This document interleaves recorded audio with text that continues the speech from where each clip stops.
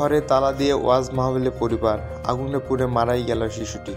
কুড়িগ্রামের রাজারহাটে বসতঘরে আগুন লেগে আইরিন নামে 5 বছরের শিশুর মৃত্যুর ঘটনা ঘটেছে।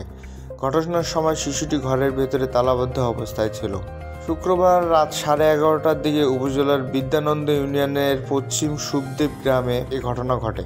নিহত আইরিন ওই গ্রামের আল আমিনের মেয়ে। ফায়ার সার্ভিস জানায়, গত রাতে শিশুটিকে ঘরে রেখে পরিবারের সদস্যরা পাশের এলাকায় ওয়াজ শুনতে যান। রাত 11:30টার দিকে স্থানীয়রা ওই বাড়িতে আগুন লাগার খবর দেয়। ফায়ার সার্ভিস ঘটনাস্থলে পৌঁছানোর আগে বাড়িটি পুড়ে যায়। এ সময় ঘরে থাকা শিশুটি পুড়ে মারা যায়। রাজারহাট ফায়ার সার্ভিস স্টেশনের কর্মকর্তা আবু তাহের বলেন, ফায়ার সার্ভিস সদস্যরা ঘটনাস্থলে পৌঁছানোর আগেই 4 কক্ষের টিনের ঘর ও রান্নাঘর সম্পূর্ণ পুড়ে যায়।